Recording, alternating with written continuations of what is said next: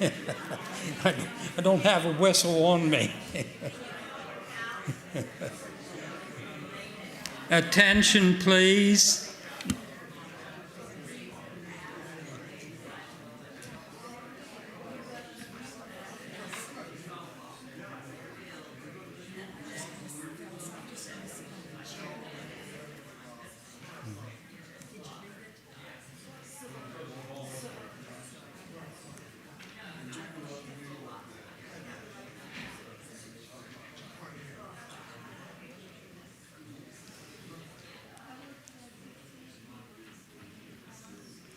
Thank you. I really hate to break all that good conversation up, but it's time to start our second part of the program. Ruth Miller will be speaking to us on the Amish life in the Casselman Valley. Ruth Miller Yoder, Grantsville, lives on the Knob, a piece of the Mapleshade Farm, place of her birth and childhood. She has 3 children, 9 grandchildren, and 4 great-grandchildren. Ruth enjoys writing, especially poetry. She savors the old hymns. Ruth is a retired social worker. Her career included counseling and supporting hospice families. Ruth holds dear the legacy of our forefathers, but adamantly denies being a historian and identifies herself as an amateur at best.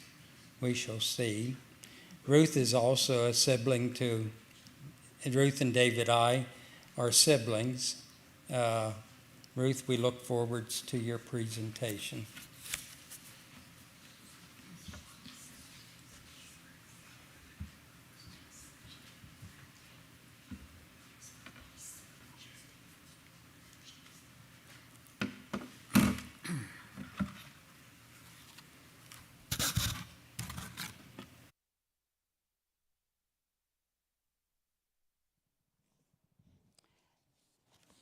Jim, where's Jim?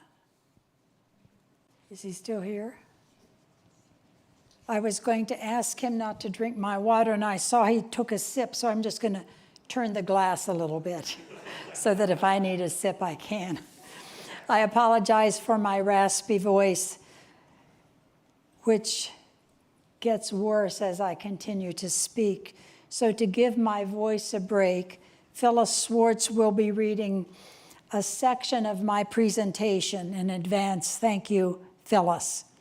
This presentation provides glimpses into Amish home and community life. What is missing but has not been overlooked is church life, which will be given careful attention in tomorrow's sessions. It is September 1850.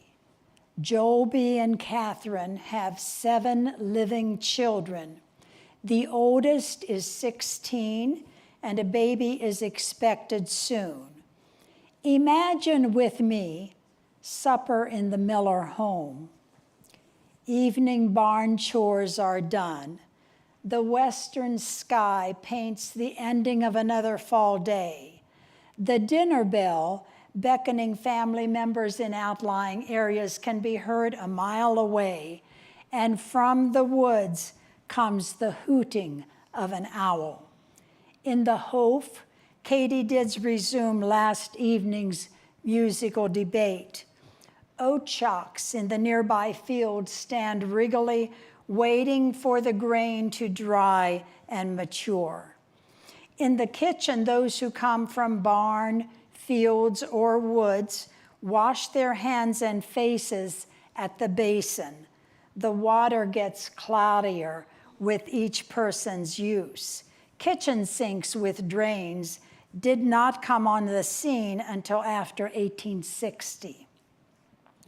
Joe lights the lard oil lamp, remembering the challenges of starting a fire in his teen years when matches were not yet invented.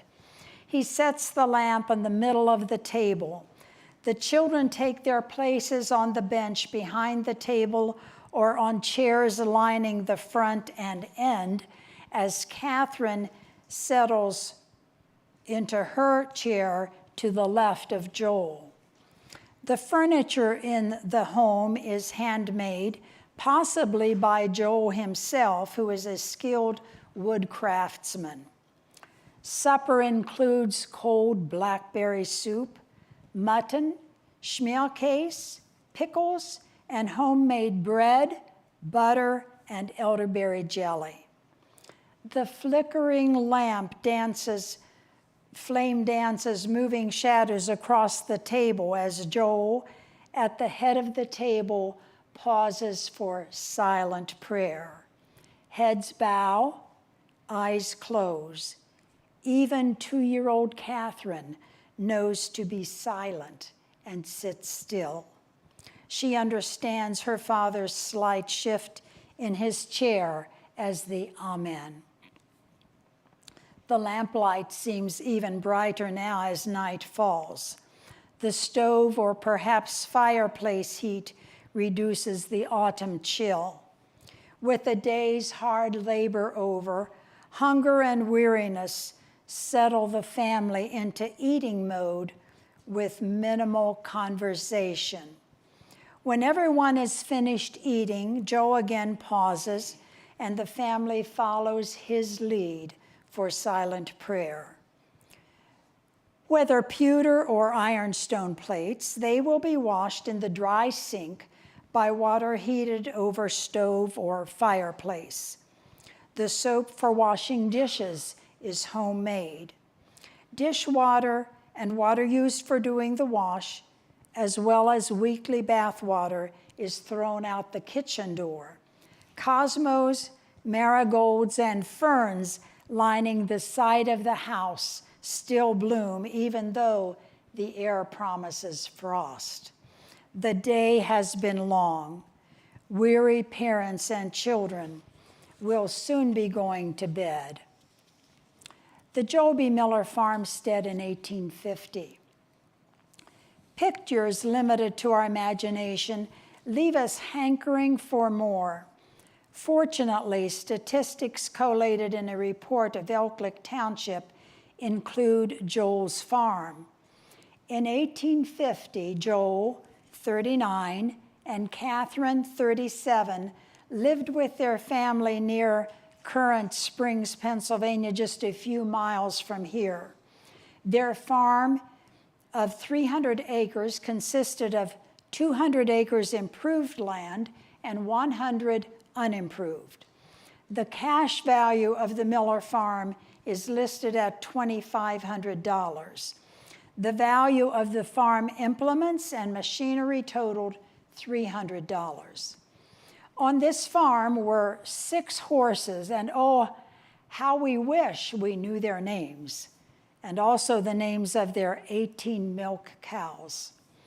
There were 25 other cattle, 40 sheep, and 9 swine. Can you not imagine a photograph of this bucolic scene gracing your living room wall? Grain productions totaled 10 bushels of wheat, 60 bushels rye, 200 bushels oats. Other products included 30 pounds wool, 200 pounds Irish potatoes, 800 pounds butter, 50 tons hay, 1,300 pounds maple sugar, and 5-gallon molasses. Would you farmers not have enjoyed helping Joel and his teenage sons herd the sheep or harvest the wheat or make fence on this picturesque hillside dotted with grazing farm animals and lively children?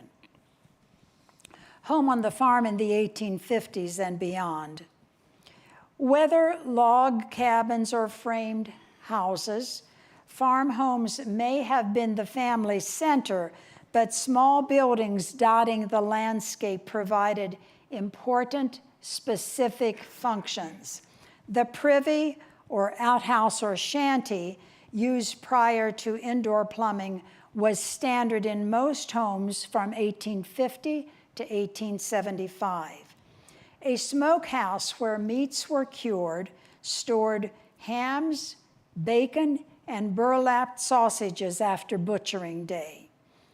If there was a nearby pond, an ice house stored cut blocks of ice, well insulated by sawdust. A spring house or outdoor cellar cooled milk and other foods. A common outbuilding was the shop, where equipment or furniture was made or repaired. Farming and homemaking worked hand in hand. Grains produced and harvested provided the flour for baking bread. In the early spring, maple products provided fresh syrup and sugar. Native berries added to dough or milk flavored baked goods and cold soups. Farms with sheep provided women with wool for spinning. Working in the fields, making and repairing fences, and timbering and cutting firewood demanded long hours by sweat of brow. Women often went to the barn in the evening to milk the cows and tend the animals while the men continued working at a distance from the barn.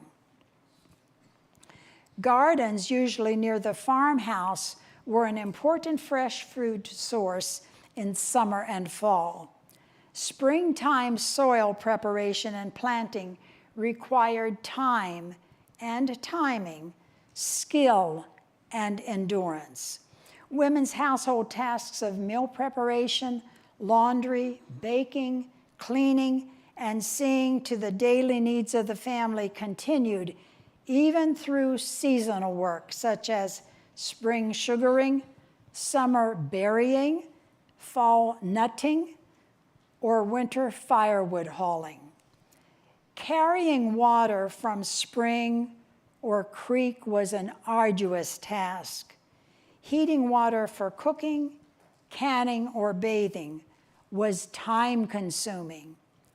One historian estimated that even as late as 1870, farm women lifted a ton a day by drawing water from a well, cistern, or spring and pouring it into other containers.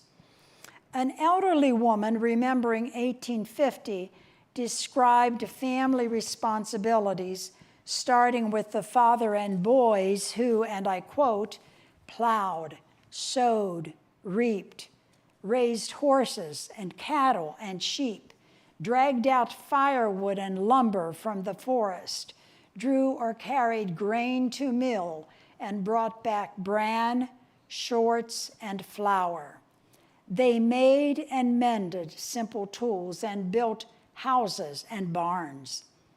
The mother and daughters baked, cooked, made butter, cheese, jellies, spun and wove, sewed and knit, learned and practiced millinery and dressmaking. Daily activities in the home generated and sustained a strong work ethic. Children learned early the necessity and value of doing chores, but children also enjoyed freedom and fun. Elizabeth Beitzel, born during the Civil War, later reminisced with Alta Schrock that rag dolls stuffed with sawdust or wool were mighty fine dollies. Their corn silk hair made them fairer still. And apples provided great fun. Apples on sticks created wagon wheels and axles. Apples could also be cut into shapes of cakes, pies, or bread. Twine, old yarn, or worn-out trouser pieces made dandy balls. Remembering family stories, Anna Moss Bender noted that toys were simple and few when her mother and aunts were children. Part of a post from a four-poster bed served as a doll, dressed in clothes once worn by infants in the family. Sometimes kittens, too, she said, were dressed in baby clothes. Limited resources did not hinder play, creativity, or imagination. Time then, as now, brought changes. Inventions and conveniences were lauded by many a hard worker, but not everyone favored time-saving equipment, even though women spent countless hours keeping their families clothed. Several sewing machines were patented around 1850, but even 10 years later, one agricultural journal opposed these new contraptions, stating, "Singer's sewing machine never sings and is no compensation for the loss of the blue-eyed girls that used to sew and sing in the old homestead."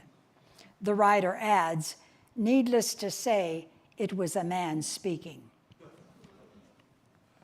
Although cook stoves had been on the market before 1850, some Cassleman Valley families still heated and cooked by open fireplace. According to Alta Schrock, just when fireplaces gave way to cook stoves in this area is not known with certainty. She pointed out that the Dunkard Meeting House in Summit Mills, built in 1846, has 2 large fireplaces with iron kettles on cranes, and as late as 1956, the Brethren were still using these fireplaces on their love feast days. The brick Stanton House, built on Current River Road in 1858, now occupied by the Floyd Yoder family, has 5 fireplaces. Was heating or cooking by fireplace extravagant rather than frugal by 1858? Or were fireplaces more common than we assume? As noted earlier, introduction of equipment new to this community was not thoughtlessly embraced. When Joel's son Daniel, known as Gid, invented the Cooser washing machine, he met resistance trying to sell it. The story continues this way. Then his brother Will went on the road. Gid said, "Don't go to the mountain people where I was, they won't buy any." But Will decided to try his luck and sold 15 in that forbidden area. He sold the washing machines not only by means of his sales talk, but also by doing the housewife's washing for her. How did patrons, including Amish, discriminate between wants and needs? An 1855 Salisbury merchant's account book identifies 8 categories. The 2 shortest categories, groceries and queensware, support our understanding that farm families grew most of their food and that they considered teacups, teapots, glass dishes, and other finery non-essential. Fathers and sons lacked farm equipment, but not tenacity. Wishful thinking did not get a job done. Tackle the task seemed to be the order of the day. Waiting for a miracle invention would cost the farmer his hay, for in 1850, grass was still being cut with the Dutch scythe, which is sharpened on a small anvil. However, before the year's end, the English scythe, sharpened on a grindstone, was introduced in Somerset County. Not every farmer had every necessary skill to make or repair tools or equipment needed on his homestead. A few examples demonstrate the network of assistance available to farmers. Samuel Compton, a tinner and gunsmith, repaired guns for Amish farmers. Later, Compton took up farming as well as sawmill and grist mill businesses. Another community resource was Amish master axe maker Joseph J. Yoder, better known as Axie. He was notorious for his skill in tempering steel and making and sharpening axes. Axie had many apprentices, but he himself made over 4,500 axes. He also made many hundreds and thousands of chisels, drawing knives, forks, and hatchets. Joel B. Miller himself was a skilled craftsman. Schrock notes numerous items that Joel made, including wolf and bear traps, augers for boring wooden pipes, nuts and bolts, sugar augers, sugar pans, cradles, coffins, spinning wheels, rope beds, chairs, grain cradles, scythes, hand wagons. He invented a small drill for prospecting for coal. He was well known for his, quote, wooden legs that would not hurt the wearer. People would come from considerable distances and wait long and patiently while he worked them out by hand, end quote. Joel repaired a wide variety of items, including lanterns, churns, pitchforks, ladders, sleds, windmills, clocks, saws, and shovels. Joel's 1850 account book shows that he bored and laid 22 feet of wooden pipe in November. Ledger snapshots from 1867 to 1875. The ledger of Joel J. Miller, son of Joel B. Miller, provides glimpses into transactions, activities, and happenings portraying regular interaction when Joel J. was a young adult. He married Sevilla Beachy on October 7, 1866. He was 21. Joel J. notes items that he, quote, first received as legacy in 1867, end quote.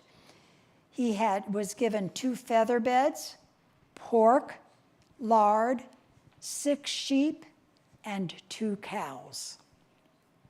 A Catherine Miller's account in 1875 includes $3.65 paid for a pair of fine shoes. Catherine worked 17 weeks for a total of $25 and 19 weeks for a total of $28.50. She purchased 3 counts of yarn at 15 cents each and worked another 6 weeks for $9. The handkerchief Catherine bought cost her 60 cents. As noted earlier, Amish farmers' dealings included non-Amish businesses and individuals. Joel's ledger provides interesting examples.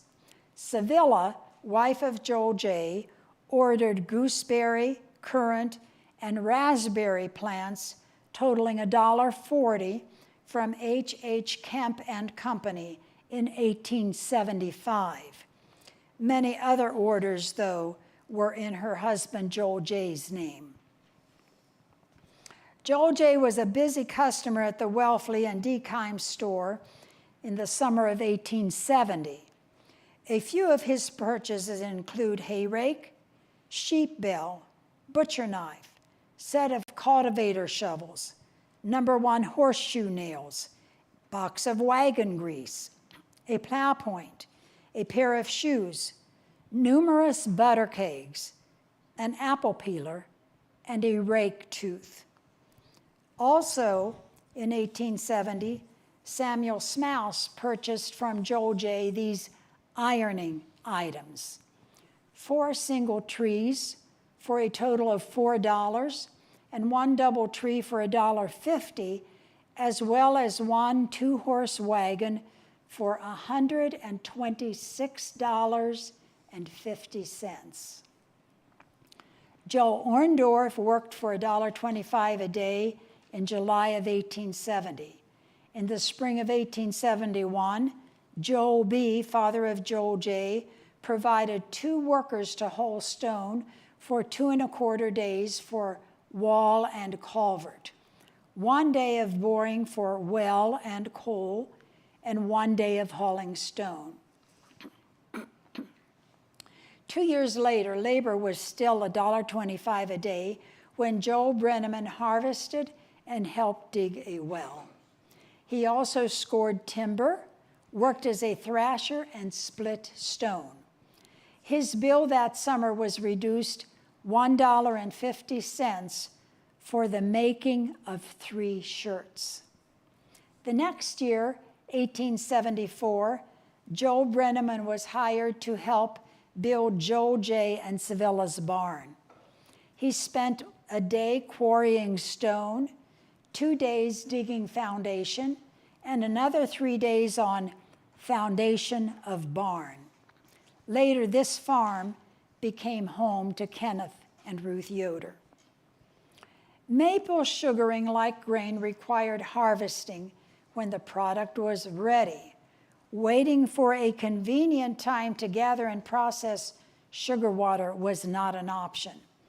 In 1870, Urias Miller scalded Keelers one day for $1. That same February, he tapped maple trees and hauled sugar water for 1½ days, costing Joel J. $1.50. When a European circus came to this area in September of 1871, Joel B. pastured 21 horses and 11 ponies. He charged 30 cents for hay for each horse and 15 cents for hay per pony. As owner of the cornucopia tract, Joel B. might even have provided lodging for circus workers at Sterner's Inn, now Cassleman Hotel. Yet to be built was Joel J.'s barn and house. And Phyllis, you're on.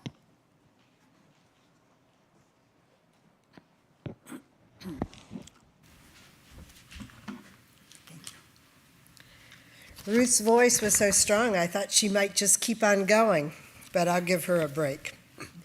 The 1850s saw a burgeoning of inventions and a mechanizing of machinery. What was new in one part of the country soon mushroomed elsewhere, such that influence and ingenuity could hardly be credited in an organized fashion. Although the thresher preceded the reaper, the machines were clumsy and inefficient and in limited use across our country. Once the steam engine started replacing horsepower around 1866, custom threshing soon flourished. It was Frederick Watts who noted in 1853, more than 700 years before the Christian era, Isaiah prophetically speaks of a threshing machine. Behold, I will make thee a new sharp instrument having teeth. End of quote. And yet this was not realized until the 19th century, and then received a doubting caution that well nigh dampened the experiment. Also, in 1853, a Lancaster mechanic invented and patented a steam plow, but it was not without disadvantages. This huge machine was fueled by coal, required a crew of 2 to 4 men to operate, weighed 6 to 8 tons, and was cost prohibitive. There were, of course, no repair shops for this invention, but it nevertheless won the gold medal at the United States Agricultural Society Fair in 1859. But the genius of masterminds was not thwarted by the stumbling blocks along the way. The biggest drawback for farmers in wheat production was the need for laborers. Farmers could not easily spare sons, much as they might like to help their neighbors. Harvesting was labor-intensive for each and every farmer, requiring long and strenuous hours of toil. 1850 yielded a self-binding reaper using twine, but this machine proved unsuccessful. The arduous task of binding sheaves required 2 or 3 men. The quest for a simpler process persisted.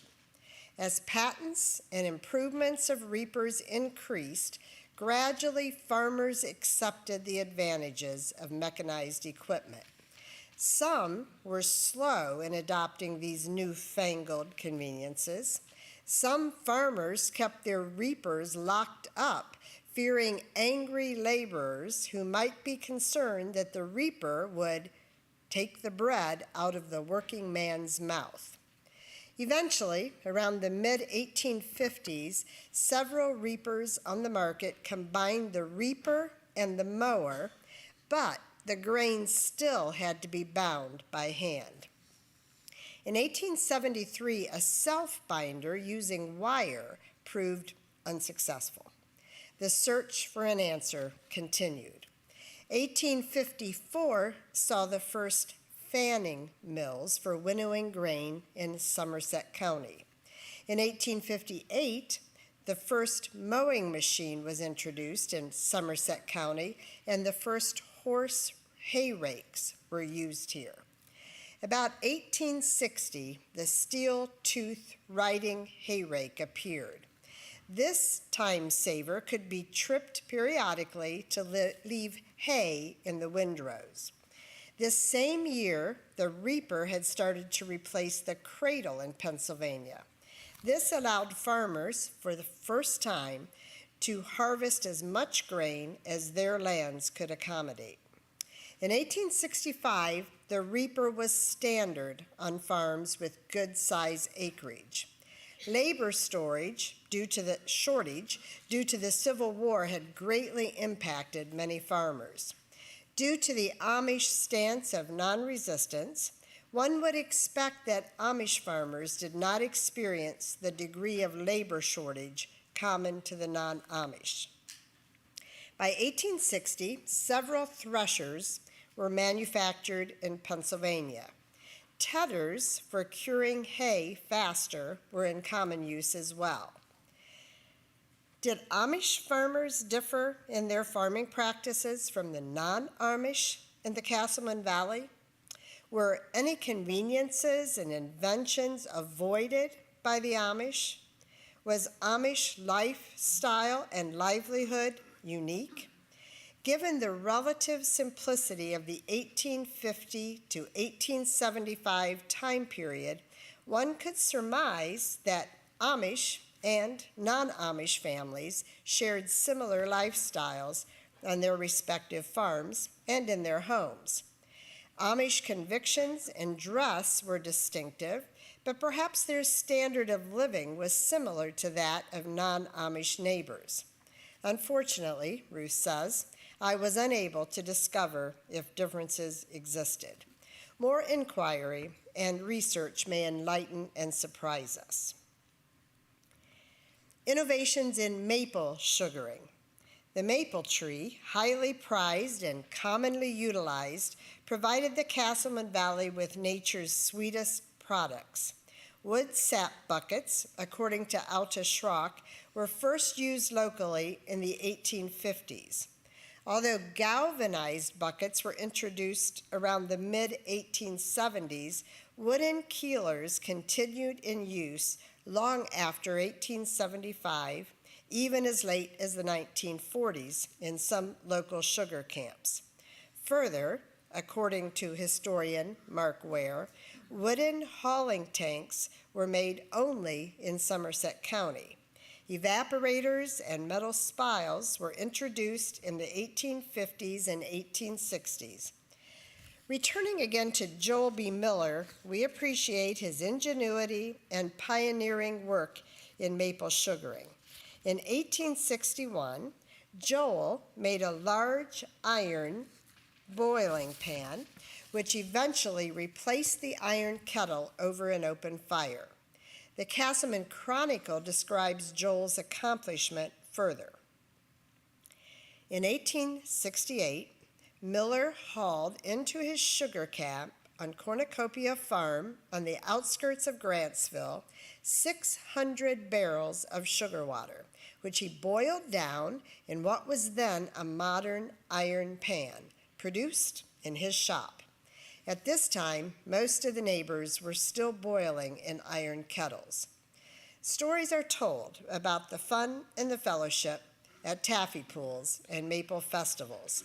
Sometimes, even over 100 years later, young people gathered in homes for taffy pulling contests.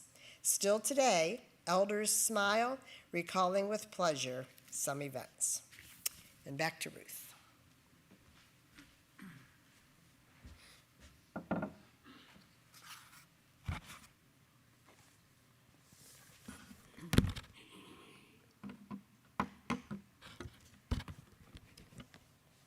Challenges faced. Several hardships exemplify threats facing farm families. This list is, of course, not exhaustive, but just a sampling. I have identified 3 areas that impacted the Cassleman Valley: health concerns, natural threats, and the Civil War. The prevalence of medical needs and health concerns in the mid-1800s was a major issue in an era when little was known about the causes of illness. An 1855 merchant's account book records a drug section with a long list for treating common maladies. A sampling of these drugs includes senna leaves, cinnamon, peppermint, cough syrup, gum shellac, alum, Epsom salts, ginger, tar, turpentine, whale oil, brandy, lye, and snuff. Care of the sick was mostly left to the women. Home remedies abounded. The common cold, as today, no doubt was more persistent and pervasive than any proven treatment. Do any of you recall the poultice? Listen to this recipe for a severe cold. The caregiver was directed to apply, and I quote, castor oil and a poultice of lard and kerosene to the chest. The patient stood in front of the stove to bake in the treatment. At night, his feet were soaked in hot water, to which a tablespoon of mustard was added. A liberal dose of horrible tasting wild cherry bark decoction was included in the treatment, end quote.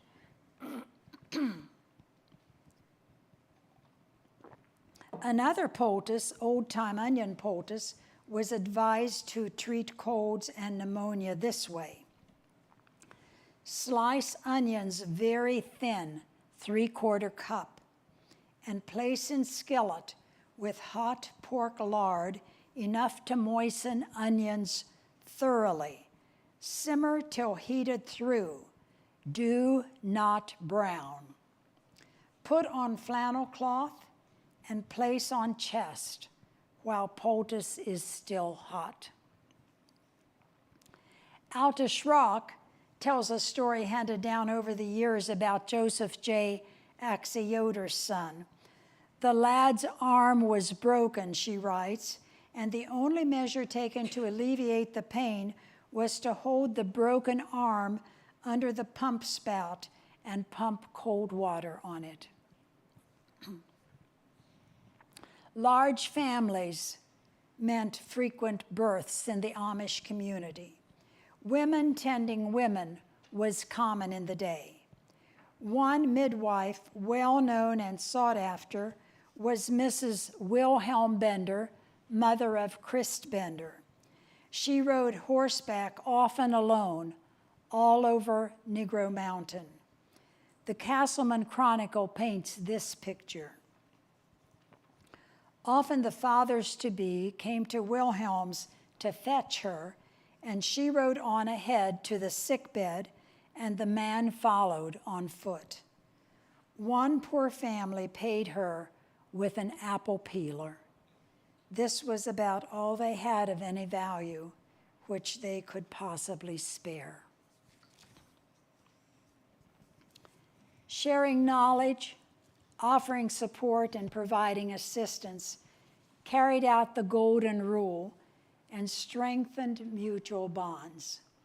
When epidemics raged, families struggling through quarantines were isolated when they most needed each other. Epidemics before the days of modern medicine wreaked havoc and grief. Families found that serious illness was no respecter of homes. Smallpox, unchecked from 1850 through 1875, was likely to strike anywhere in the States during the winter months. The epidemic of 1860 to 61 was particularly severe. By 1860, doctors still had no idea of the causes of infection. A doctor 100 years later wrote, "Little does the patient of today think how recently the surgeon walked into the operating room, placed his hat, coat, and cigar on a chair, and then proceeded with surgery." The diphtheria epidemic in the fall and winter of 1861 devastated the Salisbury area. Many children and adults died of this illness. One home, the Yowler family, was hit especially hard. The parents lost all their 7 children to diphtheria. For some time, funerals were a daily event. Historian Welfley remembered a time when 3 graves were open. The Amish community was not exempt, at the least, from awareness that their families were vulnerable to this often fatal disease. Almost 10 years later, near Biddingher, Maryland, another family was devastated by an epidemic, this time scarlet fever.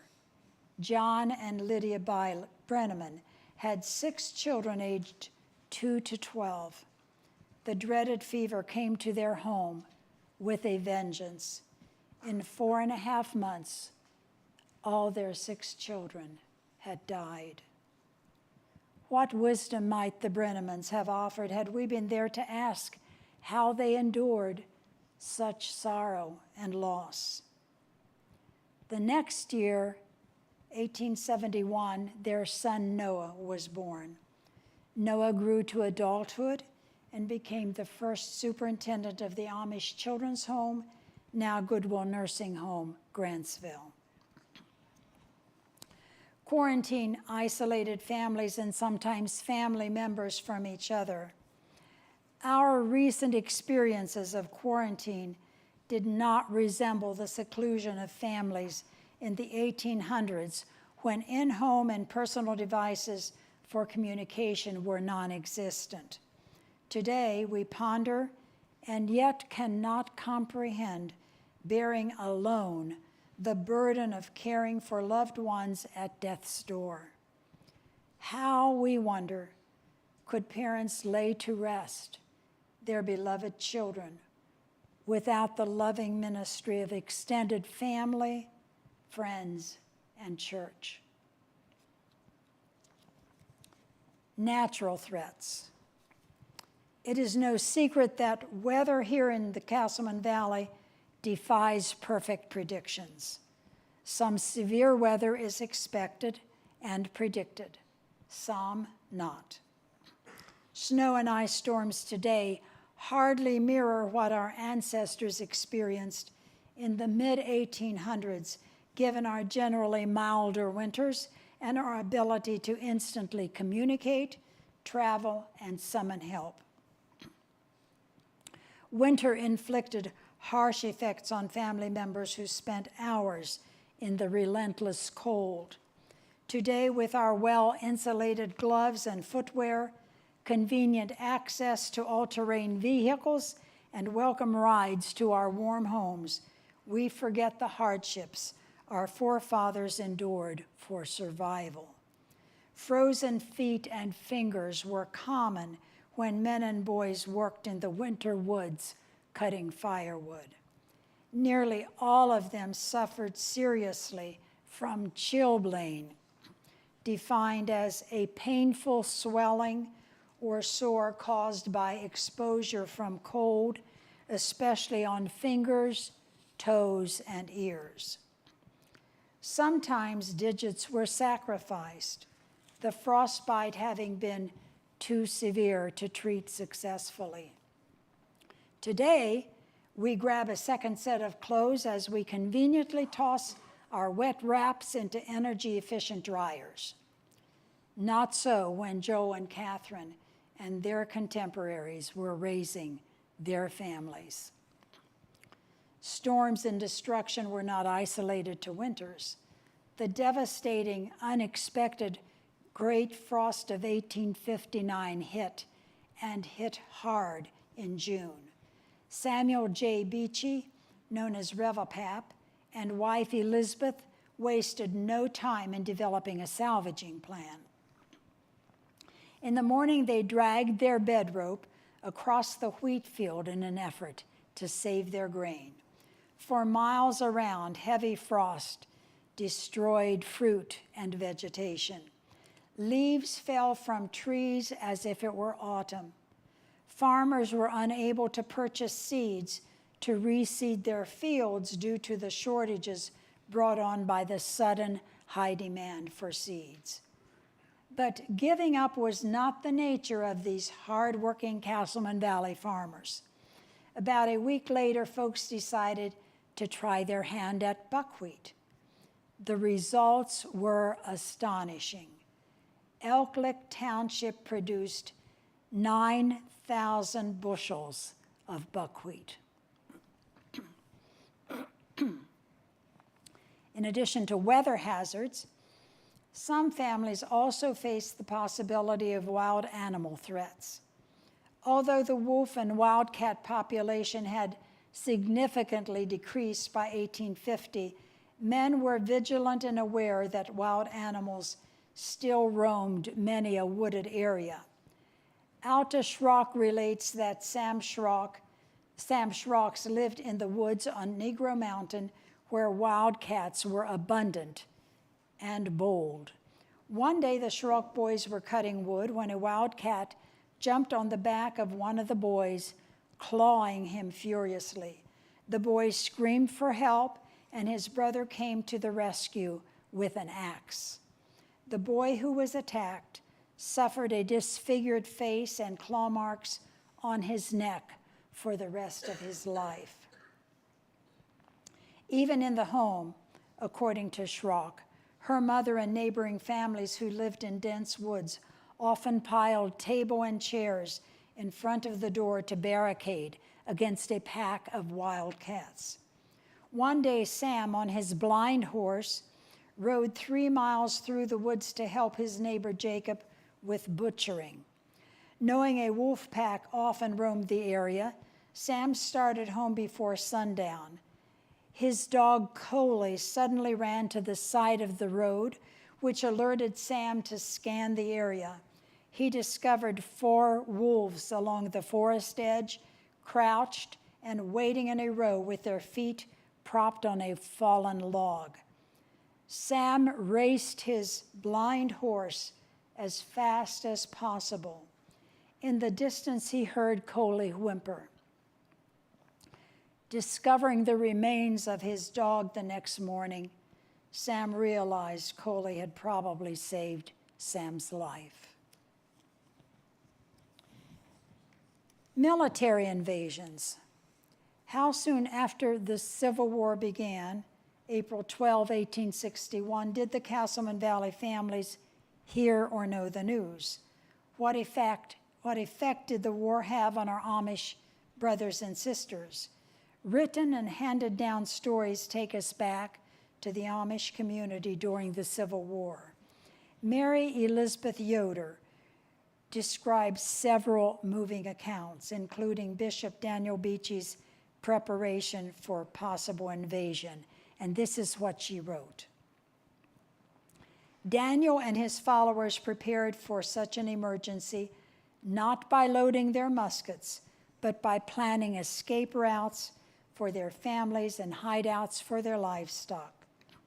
Daniel's wife Elizabeth packed a set of clothing for each of their 8 children in a bedsheet, which she planned to hide in a nearby cave if the need arose.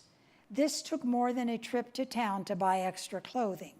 It meant countless hours of spinning, weaving, knitting, and sewing by hand. Yoder explains that Daniel urged his flock to trust God, but not ignore any warnings from man. The Beachy family, just across the Maryland line in Aurora, West Virginia, often saw both Union and Confederate troops as they marched along the turnpike. Once a troop of Union soldiers stationed to guard the turnpike camped for several weeks on Daniel's farm. However, preparing to leave, the soldiers confiscated some supplies. After the soldiers departed, the family swarmed the campsite and enjoyed some hardtack candy left behind. Sometime later, Chris Petersheim from Daniel's flock was captured by Union soldiers, leaving Chris's pregnant wife alone with their small children. While in custody of the army, Chris was forced to haul supplies with his team and wagon. After what must have been a very long week for his family, Chris was released. Another incident in the Aurora area described by Catherine J. Miller transports us to the home of Jacob and Elizabeth Swartzentruber, who were raided by both Northern and Southern armies. Feel the emergent tension as an episode unfolds in the summer of 1864, when the Confederates, exhausted and hungry, stopped at the Swartzentruber home. They slaughtered one of the cows and ordered Elizabeth to make buckwheat cakes. They crowded into the house and ate the batter out of the dough tray. They even ate the contents of the swill barrel and drank the good spring dry. The officers ate first and then lay down under the trees to sleep, but the soldiers became so unruly that the officers had to be awakened to restore order. Looking back, one wonders how long this raid lasted. However long, time must have both raced and stood still as the family helplessly watched the devastation and waited for what was to come. Eventually, the soldiers took their leave, taking with them the family's horses, cattle, and Jacob's watch. With such sparse and infrequent lodging, soldiers surely welcomed any shelter in those desperate times. Grantsville accommodated both Northern and Southern troops on occasion, providing sleeping space at Drover's Inn, today the Cassleman Hotel. The neutral stance of the owners of the inn created an atmosphere of hospitality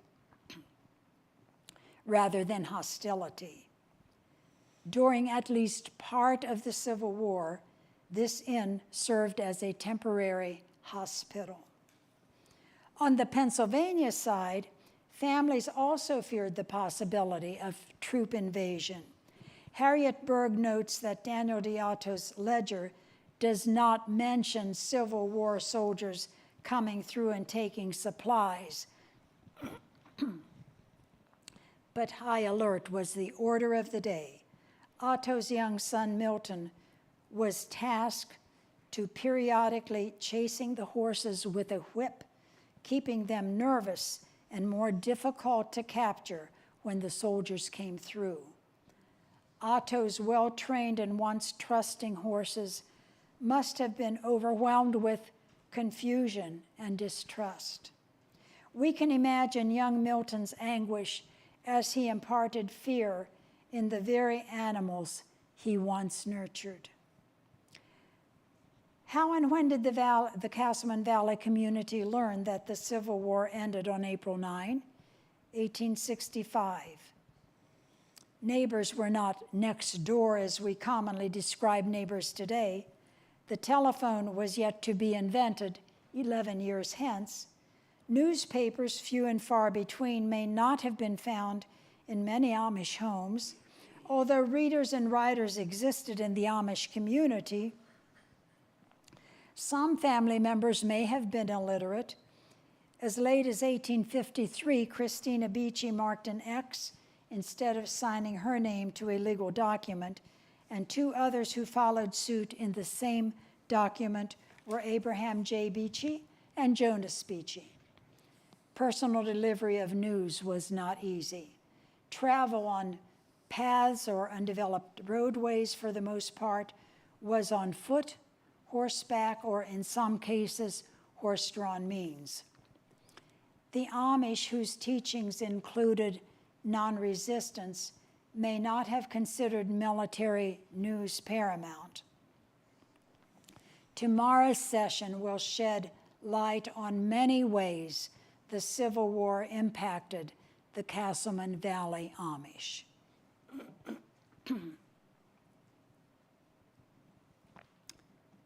Coming full circle.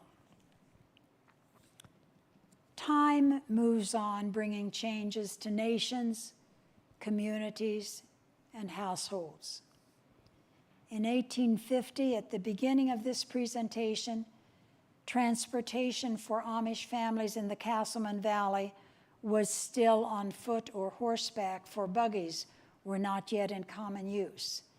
The value and machinery of implements on Pennsylvania farms averaged $115.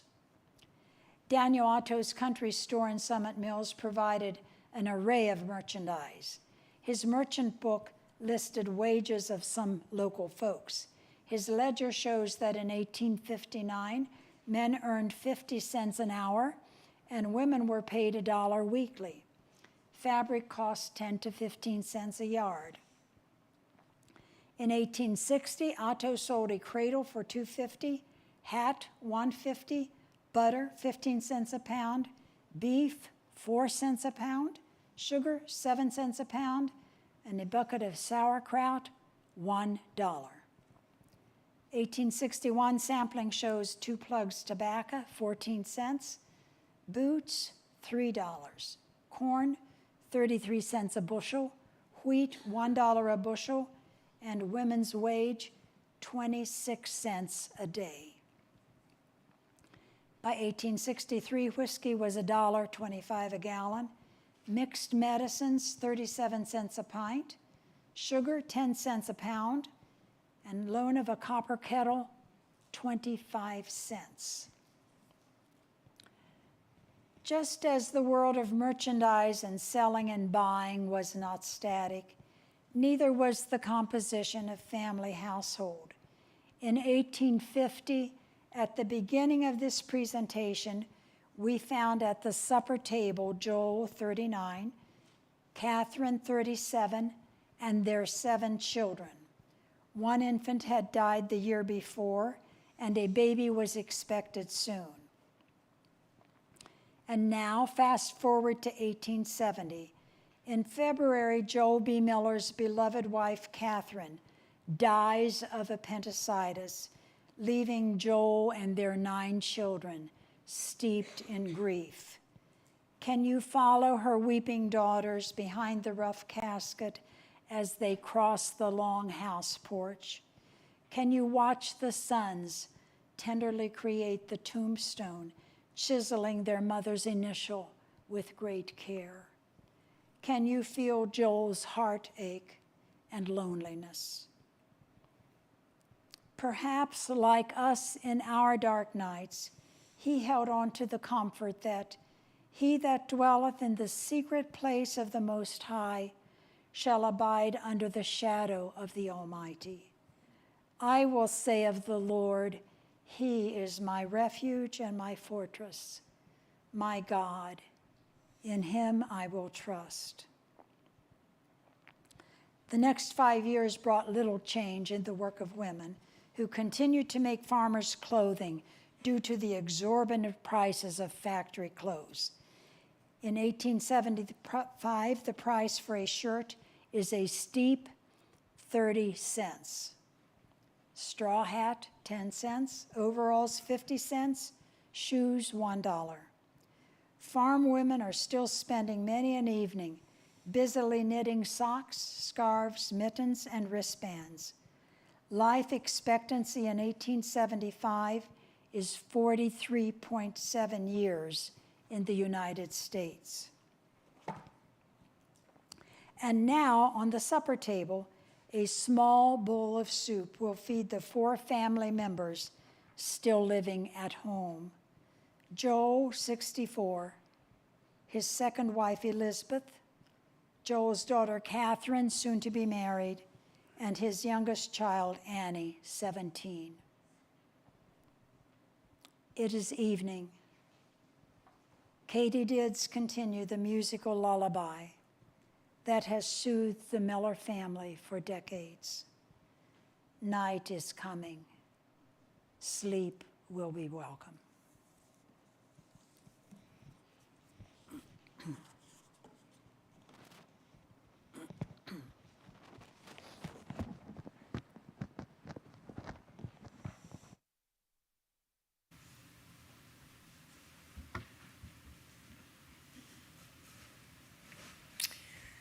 Thank you, Ruth, so much for that presentation. Do you have any questions that you would like to ask Ruth?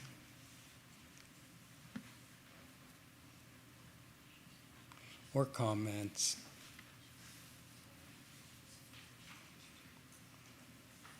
I think you covered everything well, Ruth. We want to do one more thing this evening, and that's to receive an offering for the expenses of having the meetings here this evening and tomorrow morning. Bernard, go ahead and pass the baskets.